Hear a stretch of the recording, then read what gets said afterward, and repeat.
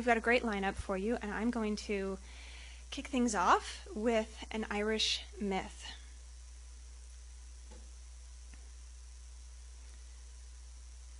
Cuchulainn had power. Cuchulainn had power from the earth. For didn't they say that when he was born, a mare gave birth to 2 foals? Cuchulainn had power from his people. He was nephew to the king, King Conchobar, king of Ulster, one of those 4 great provinces of Ireland. Surely any nephew to the king had greatness in him. And maybe Cuchulainn had the power of the gods.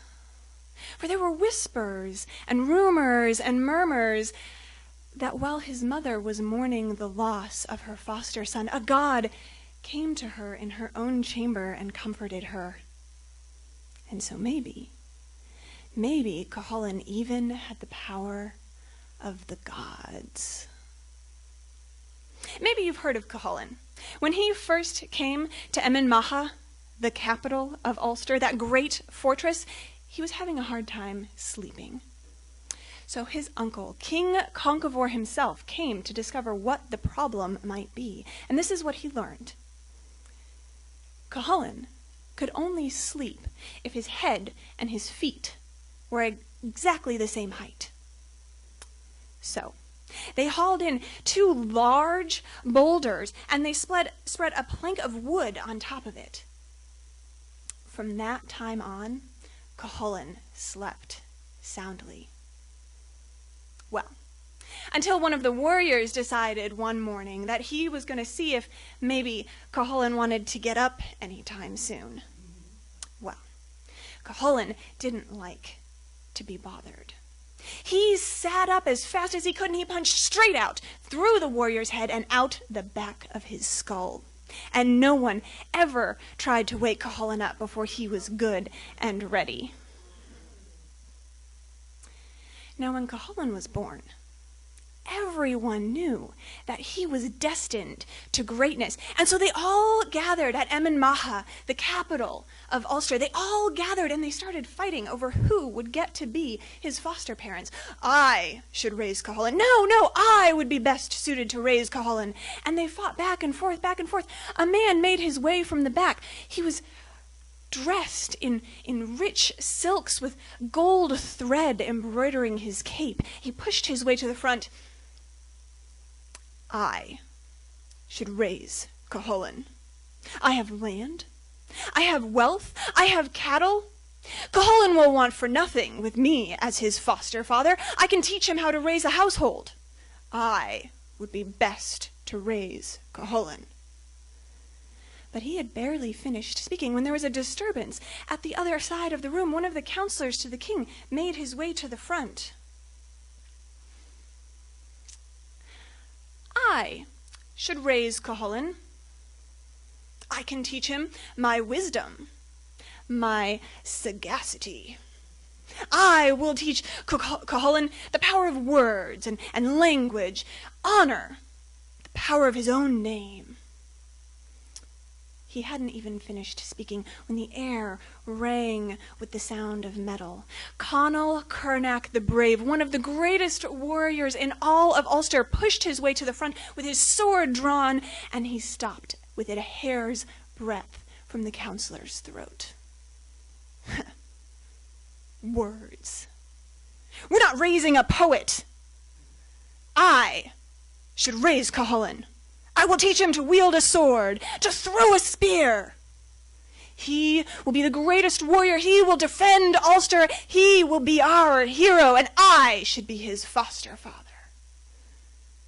On and on, back and forth, they argued and they argued and they argued until finally one of the judges came forward, and this is what he declared.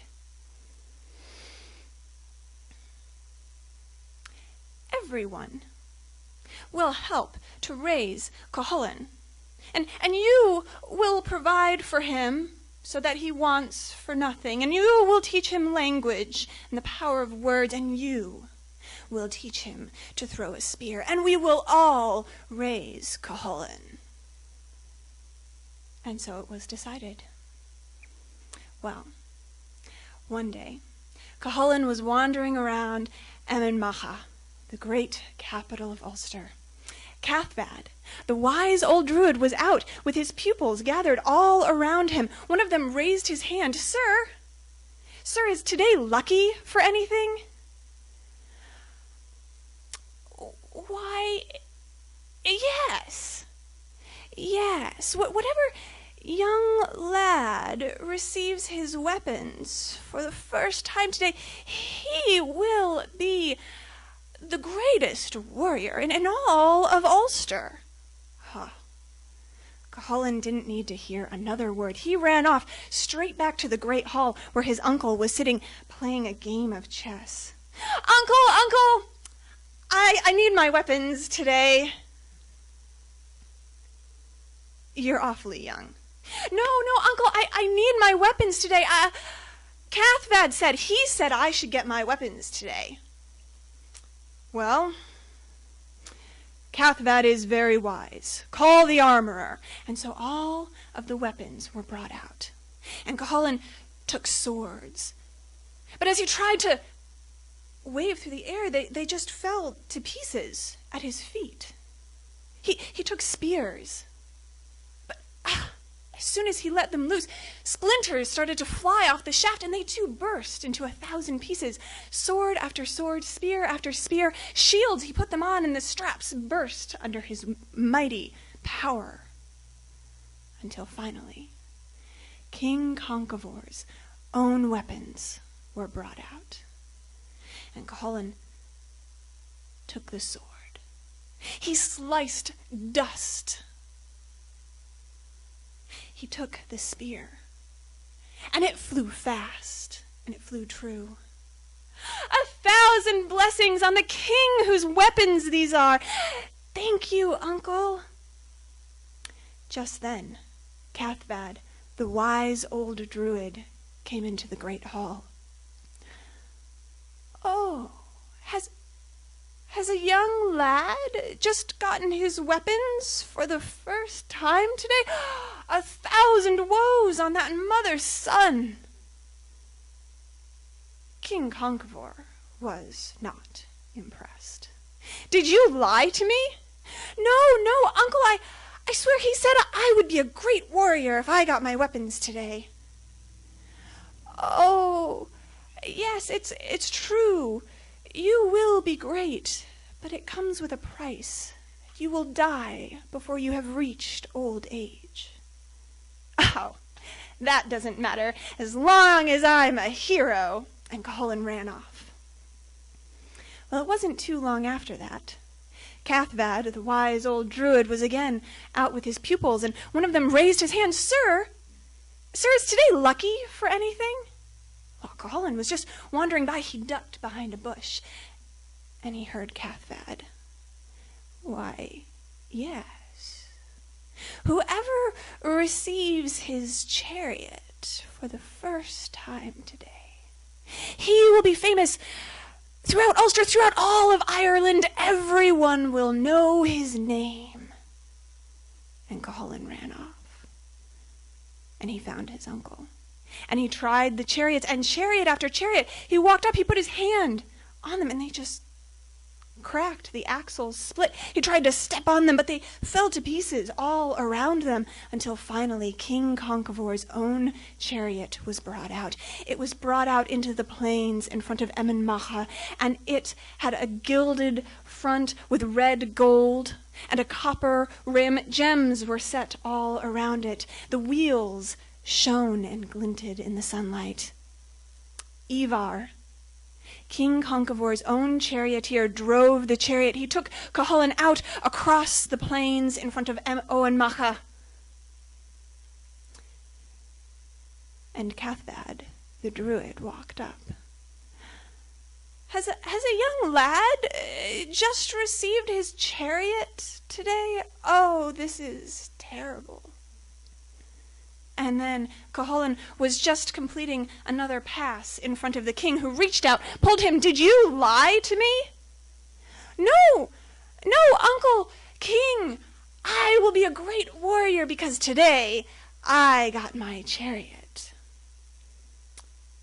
Cathbad replied, yes, you will be great, but as brightly as your flame burns, that quickly will it be extinguished. Oh, that doesn't matter, as long as I'm a great warrior. And Cuchulainn leapt back into the chariot, and Ivar took him out to explore that great province of Ulster. They crossed the Breg plain. They came to Slieve Fuad, the mountain range that provided a natural barrier, a protection for Eamon Macha. Every day a warrior would be sent from the fort down to guard the pass. If a poet or a musician came, they would guard him safe passage back to the capital.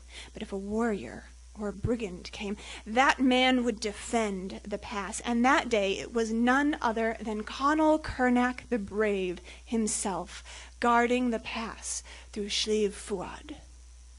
Hey, Conall, you can go home today. I will guard the pass. Cuchulainn, you might serve for a poet or a musician, but if a man of war came along, it would be all over. You best just run along to the camp further on, where there are other warriors. You can talk with them. Cuchulainn was beyond dejected.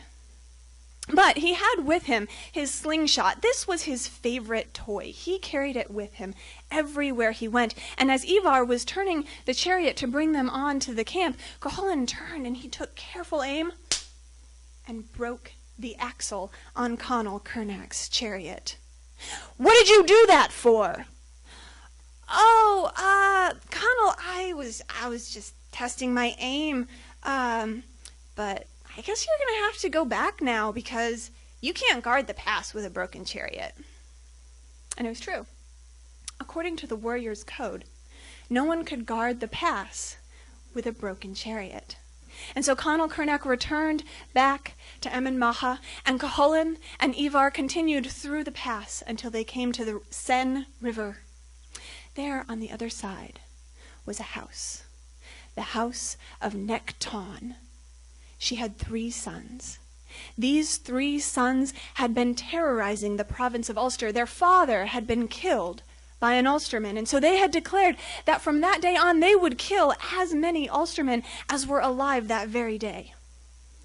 Cuchulainn leaped down from the chariot. He walked over to the river's edge where there was a pillar with a spancel hoop of challenge on it. He took the hoop off and he sent it down the river towards the house. He went over to a nearby tree and lay down to take a nap. Hey, Ivar, I'm going to take a nap, but if those brothers come, you wake me up, but only if it's all 3 of them. If it's just 1 or 2, don't bother. And so Cuchulainn laid down and he took a nap, and Ivar stood there holding the reins of the horses, and he looked at the horses, and he looked at Cuchulainn, and he looked at the house. And it wasn't long before those 3 brothers came out of the house, made their way directly to where Ivar was standing. Hey, what are you doing on our land?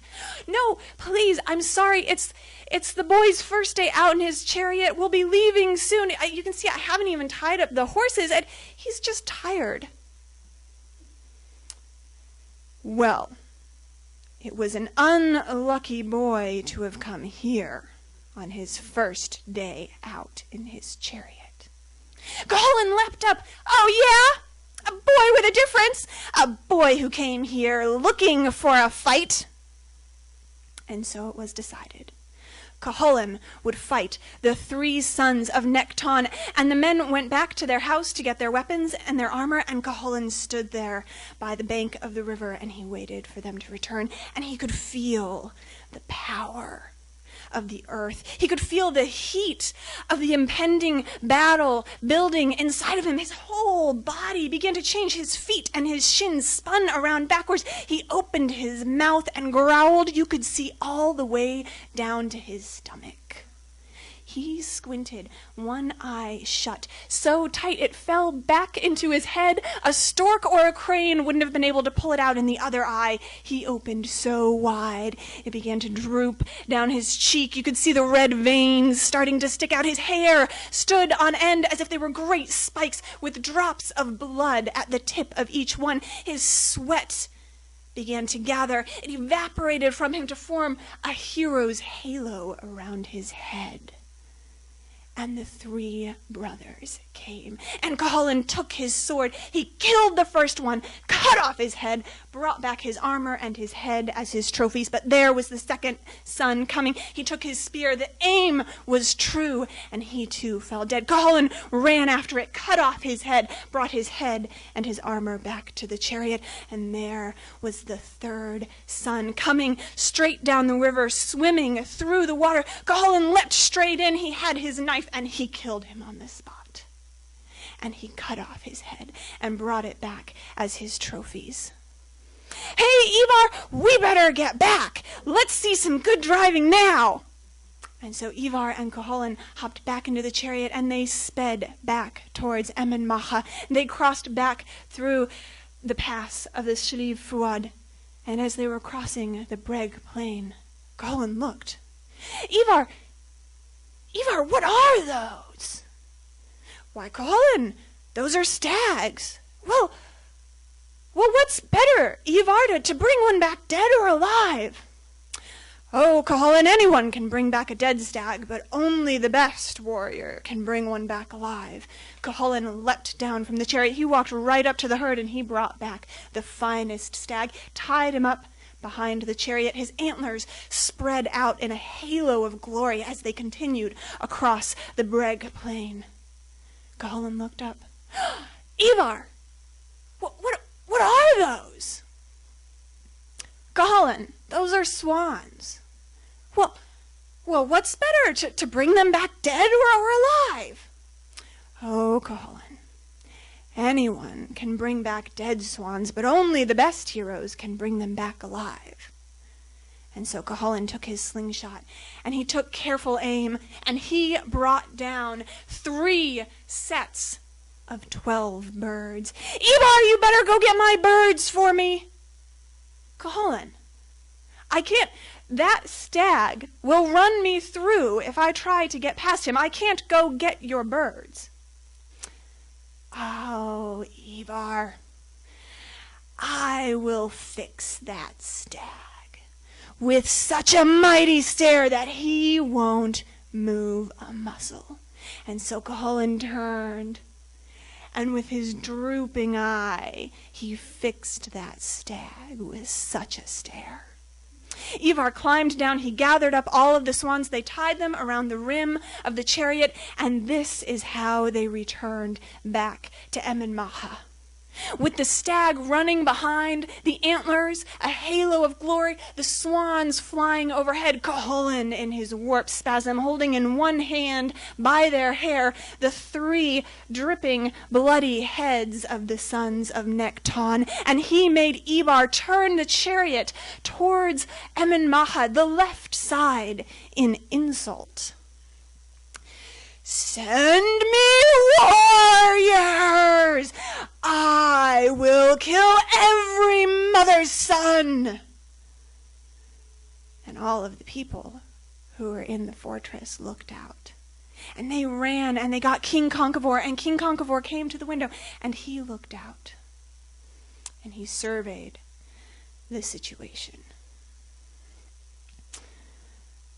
Naked women to him, and 3 times 50 women rushed from the fortress, baring their breasts. "These are the warriors you have to wrestle with today, lad." And Cuchulainn turned his head in shame. They picked him up, thrust him into a vat of ice-cold water, and the water came to a frothing, seething boil, and it burst asunder. They stuck him in a second vat of ice-cold water. It came to a frothing, seething boil, it burst asunder, and they put him in a third vat of ice-cold water. And what was hot became cool, and what was cool became warm. and peace returned to Emain Macha. And Cuchulainn went inside to the great hall where dinner was just being spread on the great table, and there was King Conchobar, his uncle, at the head of the table, and Conall Cernach the brave, and all of the warriors and the counselors to the king. And Cuchulainn went, and he sat at the knee of his uncle, just like he always had.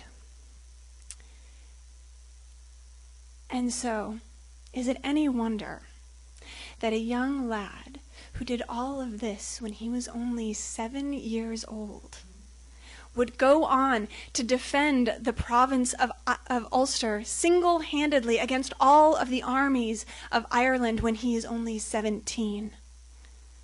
For Cuchulainn had power.